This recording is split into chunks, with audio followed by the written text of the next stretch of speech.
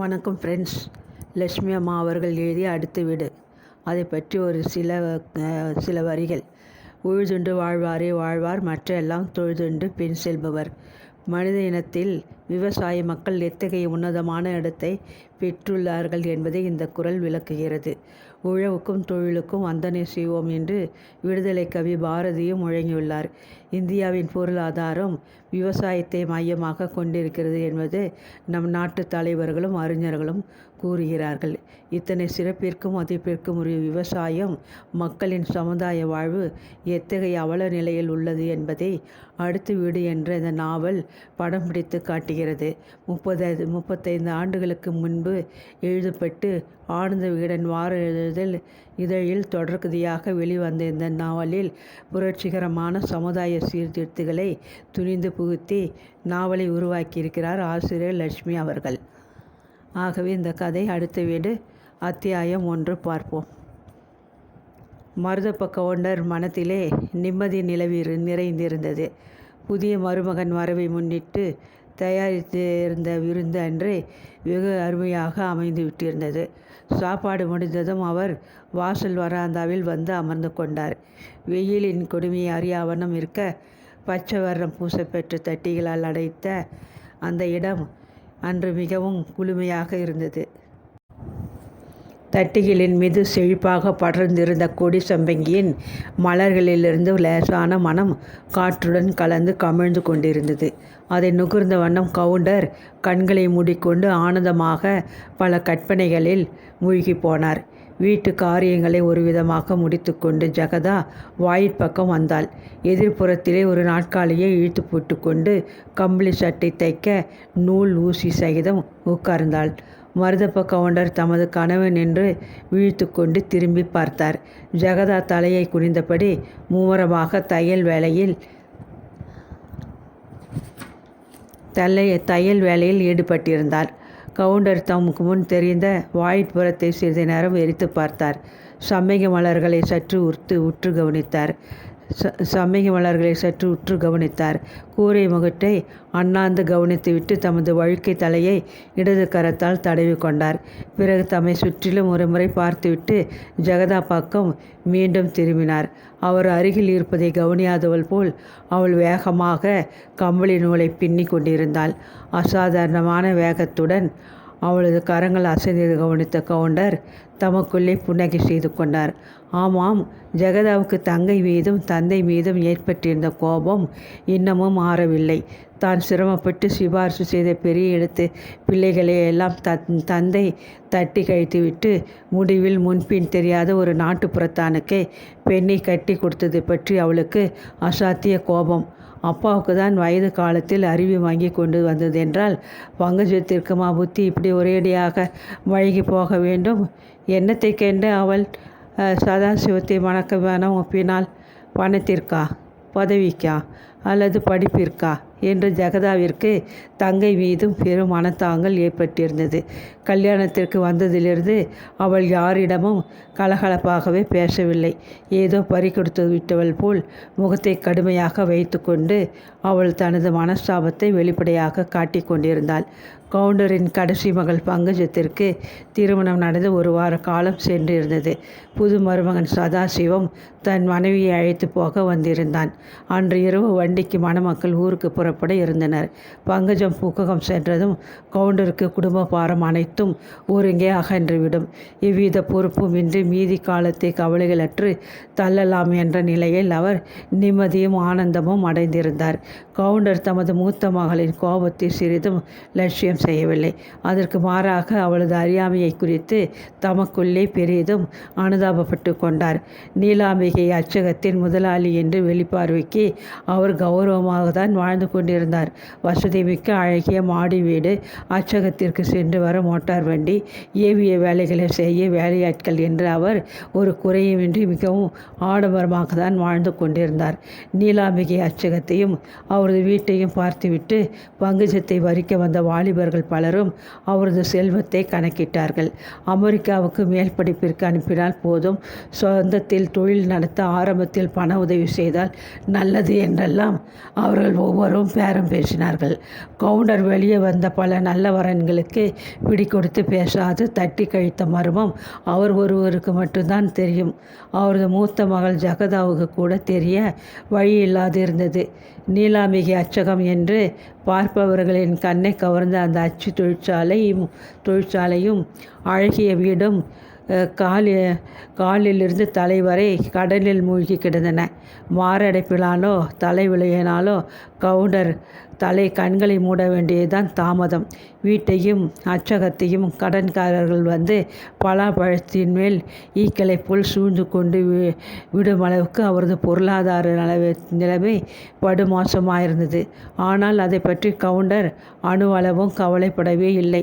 தமது பெண்களையெல்லாம் தக்க இடத்திலே மனம் செய்து கொடுத்த பின்பு சொத்து இருந்தால்தான் என்ன, கடன் இருந்தால்தான் என்ன, உலகை விட்டு போகும்போது இவைகளில் எதை தான் எடுத்துக்கொண்டு போகப் போகிறோம் என்று வேதாந்த மனப்பான்மை அவருக்கு.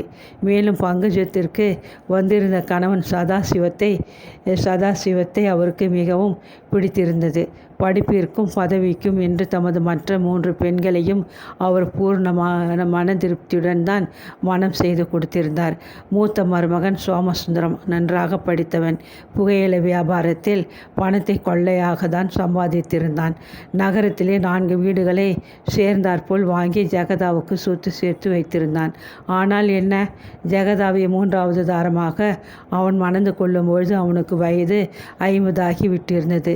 தாம்பத்திய வாழ்வை ஆரம்பித்து 10 வருஷங்களுக்குள் கவுண்டரின் மூத்த மகள் விதவியாகி விட்டிருந்தாள். 2வது பெண் கோகிலாவை பதவியை முன்னிட்டு கவுன்சிலர் கந்தசாமிக்கு 2வது தாரமாக மனம் செய்து கொடுத்திருந்தார். அந்த சம்பந்தத்தினால் குடும்ப கௌரவம் எவ்வளவு தூரம் உயர்ந்தது என்று கவுண்டர் ஆராய்ந்து அறிய முன்பு அவரது மகள் திருமணமான மறுமாதம் திடீரென்று ஒரு நாள் காய்ச்சலில் காலமாகிவிட்டாள். 3வது மகள் சுலோச்சனாவை கொழும்பிலிருந்து பிரபல லுங்கி வியாபாரி குமரப்பனுக்கு விவாகம் செய்து கொடுத்திருந்தார். அளவற்ற திரவியத்தை உத்தேசித்து அவளும் 2வது தாரமாக தான் வாழ்க்கைப்பட்டிருந்தாள். ஆனால் சுலோச்சனா நீண்ட நாள் கணவனின் செல்வத்தை அனுபவிக்க கொடுத்து வைத்திருக்கவில்லை. முதல் பிரசவத்திலேயே அபயத்திற்குள்ளாகி அவள் தந்தை வந்து பார்க்கும் முன் மரணமடைந்து விட்டாள். மற்ற 3 பெண்களது வாழ்க்கையையும் பங்கஜத்துடன் ஒப்பிட்டு பார்க்கையில் கவுண்டருக்கு பல வகையிலும் இந்த சம்பந்தம் மெத்த திருப்தியை அளித்தது. 4வது மருமகனுக்கு கிராமத்திலே சொந்த வீடும் நிலமும் இருந்தன.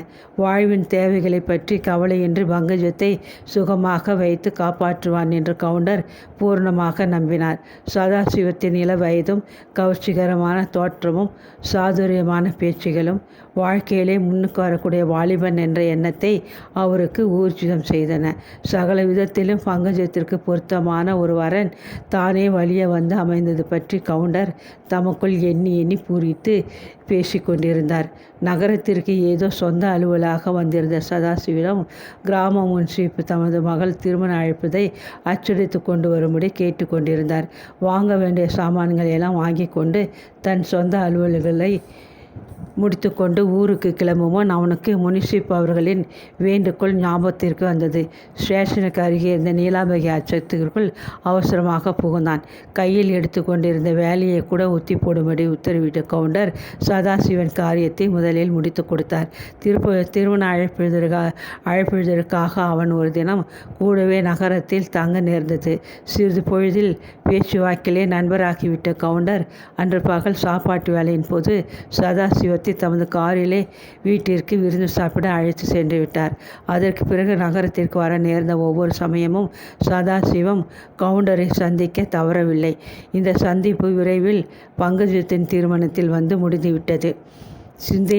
சிந்தனை நின்று விடுபட்ட மருதப்ப கவுண்டர் தொண்டையை ஒரு முறை பலமாக இருமினார். என்ன ஜெகதா, யாருக்காக இவ்வளோ அவசரமாக சட்டை தைக்கிறாய் என்று தாமே பேச்சை துவக்கினார். அவரது கண்களிலே பரிகாசம் இருந்து கொண்டிருந்தது. ஜெகதா பதில் பேசாது தையல் வேலையில் ஈடுபட்டிருந்தாள். ஆனால் கவுண்டர் அத்துடன் விட்டுவிடவில்லை. வங்கஜத்திற்கு தான் தைக்கிறாய் போலிருக்கிறது என்று வினவினார். அதை கேட்டதுமே ஜெகதா கோபத்துடன் வீடுக்கென நிமிர்ந்தாள். கையில் இருந்த கம்பளி சட்டியை பெஞ்சு மீது வீசி போட்டுவிட்டு, இது ஒன்று தான் அந்த பட்டிக்காட்டிற்கு குறைச்சலாக இருந்துச்சு, பேரைப்பார் காரிக்குளம் என்று கடுத்து கொண்டாள். கவுண்டர் பதிலுக்கு கடகடவென்று நகைத்தார். நல்ல பெண் நீ. ஜெகதா, ஊரின் பேருக்கும் வங்கஜத்தின் கணவனுக்கும் என்ன சம்பந்தம் என்று கேலியாக கேட்டார். ஊரின் பேரை கேட்டாலே சுத்த அநாகரிகம் பிடித்த பட்டிக்காடு என்று நல்லா புலப்படவில்லையா? ஊருக்கும் சதாசிவத்திற்கும் என்ன சம்பந்தம்னா கேட்குறீங்க? பட்டிக்காட்டில் பிறந்து வளர்ந்த அந்த நாட்டுப்புறத்தானுக்கு பங்கஜத்தை போல கொஞ்சம் சொகுசாக வளர்ந்த ஒரு பெண்ணை வச்சு காப்பாற்ற எங்கே தெரிய போகுது? நிலத்தை உழ சந்தையிலே மாடுகள் வாங்கி கொண்டு போவது போல வீட்டை நிர்வகிக்க உங்கள் பெண்ணை கட்டி கொண்டதாக அவன் நினைக்கிறான் என்று படபடப்பாக பேசினாள் ஜெகதா. இன்னும் சதாசிவத்தோடு நீ ஒரு வார்த்தை கூட பேசி பார்க்கவில்லை. அதற்குள் அவனை மிகவும் அறிந்து கொண்டவள் போல் அவன் அப்படி நினைக்கிறான், இப்படி நினைச்சுதான் செய்திருப்பான்னு குறை சொல்றியே என்று பரிகாசமாக கேட்டார் கவுண்டர். அசட்டையாக ஜெகதா முகத்தை சுலுக்கினாள். ஒரே பார்வையிலே எனக்கு ஒருத்தருடைய குணம் அப்படியே படம் பிடிச்சாப்பில் தெரிஞ்சிடும். ஏன், உங்கள் மருமகன் கூட அடிக்கடி சொல்லி ஆச்சரியப்படுவாரே, ஒரு வாட்டி கூட நீ சரியா ஆளை பார்க்கலே, அதுக்குள்ளே அவங்க குணத்தை அப்படியே ஒப்பிக்கிறியே என்று அதிசயப்படுவார் என்று தலையை ஆட்டி பெருமை துணிக்க மிடுக்காக பேசினாள். காலம் சென்ற தன் கணவனை பற்றி தினசரி ஒரு முறையாவது பேச்சில் குறிப்பிடாது அவளால் இருக்க முடியாதாகியனால் கவுண்டர் தமக்குள்ளே லேசாக புன்முறல் செய்து கொண்டார். அதை கவனிக்காத ஜெகதா மேலே தொடர்ந்தாள். பந்தலில் வந்த சதாசிவம் நின்ன போது ஏற இறங்க ஒரு தரம் அவனை உற்று கவனித்தேன். பங்கஜத்தை சந்தோஷமாக ஒரு நாளும் இவன் காப்பாற்ற மாட்டான்னு எனக்கு ஏதோ ஒன்று சொல்லிச்சு. இருந்திருந்தும் அப்பா பங்கஜத்தை இவனுக்காக கொண்டு கொடுக்கணும்னு நினச்சப்போ எனக்கு பகீர்னு இருந்தது என்று முடித்தாள். கவுண்டர் அசட்டையாக சூழ் கொட்டினார். ஆதாரமில்லாத வீண் மனப்பான்மையை வைத்து கொண்டு நீ இப்படி அர்த்தமில்லாமல் பேசுகிறாய். சுமார் 6 மாத காலமாக எனக்கு அந்த பையனை தெரியும். மரியாதையான சுபாவம், அடக்கமான பழக்க வழக்கம் உள்ளவன், விரைவிலே முன்னுக்கு வரக்கூடியவன். இப்படி தான் முணுமுணுப்பாய். சில வருஷங்கள் கழித்து நீ சதாசிவத்தை பற்றி பேசுகிற விதமே முற்றிலும் மாறியிருக்கும். பார்த்து கொண்டே இரு, அப்போ நான் கேட்கிறேன் என்று சமாதானப்படுத்தும் தோரணையில் சொன்னார். உசிரோடு இருந்தால் நான் பார்க்காமலா போகிறேன்? என் மனசில் பட்டது ஒரு நாளும் தவறாகவே போனதில்லை. என்னவோ அப்பா, ஆனாலும் நீங்கள் அவசரப்பட்டு இந்த கல்யாணத்தை முடிச்சிருக்க வேண்டாம் என்றால் ஜெகதா மனத்தாங்கல் நிறைந்த மெல்லிய குரலில். நீ இவ்வாறு மனதை அலட்டி கொள்ள சதாசிவத்திற்கு என்ன குறை இருக்கிறது? அதை தான் சொல்லேன் என்று கவுண்டர் பொறுமையை இழந்து சற்று அதட்டி கேட்டார். என்ன குறையா? இந்த வீட்டிற்கு மருமகனாக வர அவனுக்கு என்ன யோக்கியதை இருக்கிறது சொல்லுங்க பார்க்கலாம். படிப்பு உண்டா? பணம் உண்டா? அந்தஸ்துண்டா? பதவிதான் உண்டா? உதய மரத்தை போல் 6 அடிக்கு மேலே வாட்ட சாட்டமாக இருக்கிறான். அவ்வளவுதான் என்று அலட்சியமாக பதிலளித்தாள் மகள். பார்க்கிறதுக்கு லட்சணமாக இருக்கானாவது ஒப்புக்கொள்கிறாயே, போகட்டும் போ என்று ஏளனமாக சொன்னார் கவுண்டர் தமது கோபத்தை அடக்கி கொண்டு. அழகிருந்தால் மட்டும் போதுமா? அழகு சோறு போட்டு விடுமா? மனுஷனுக்கு படிப்பு வேண்டாமா? பதவி வேண்டாமா என்று வெடுக்கென்று கேட்டாள் அவள். ஜெகதா, படிப்பு என்றால் நீ எதை குறித்து பேசுகிறாய் என்று புரியவில்லை. சதாசிவம் நீ நினைக்கிறது போல் தற்குறி பேர் வழியில் ஏதோ கொஞ்சம் படித்திருக்கிறான் என்று கவுண்டர் உரத்த குரலில் அதட்டினார். ஊருக்கு புறப்பட தன் சாமான்களையெல்லாம் சேகரித்து பெட்டிக்குள் அடுக்கி வைத்துவிட்டு மாடியிலிருந்து அது சமயம் பங்கஜம் கீழே இறங்கி வந்து கொண்டிருந்தாள். வாய்ப்புறத்திலே கவுண்டர் இறைந்து பேசுவது காதில் படவே கலவரத்துடன் அவள் மாடிப்படிகளின் மீது அப்படியே நின்று விட்டாள். என்ன படித்து கீழ்ச்சிருக்கான்? வெட்கக்கேடு. கல்யாணத்தன்றன்னைக்கு வந்த வாழ்த்து தந்திகளை படிச்சுக்க புரிஞ்சிக்க அவனுக்கு தெரியவில்லை. நம்ம ஆஃபீஸ் பையன்தான் எல்லாத்தையும் படித்து அவனுக்கு அர்த்தம் சொன்னானாம். யாரையும் குத்தம் சொல்லி இனி பயன் என்ன? 2 வார்த்தை இங்கிலீஷ் கூட படிக்காத ஒரு பட்டிக்காட்டானுக்கு வாழ்க்கைப்படணும்னு பங்கஜம் தலையில் எழுதியிருக்கு என்று வெறுப்புடன் ஜெகதா உரத்த குரலில் பேசினாள்.